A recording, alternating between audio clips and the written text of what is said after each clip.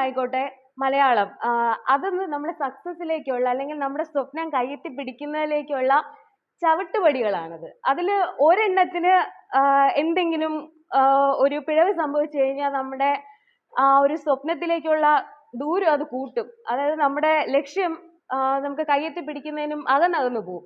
ഞാൻ പറയുന്ന ഒരു കാര്യം എന്താണെന്ന് വെച്ചാൽ എല്ലാ സബ്ജക്ട്സിനും ഈക്വലി ഇമ്പോർട്ടൻസ്, ഒന്നും ഒന്നിനും മേലെയല്ല ഒന്നിനും താഴെയല്ല.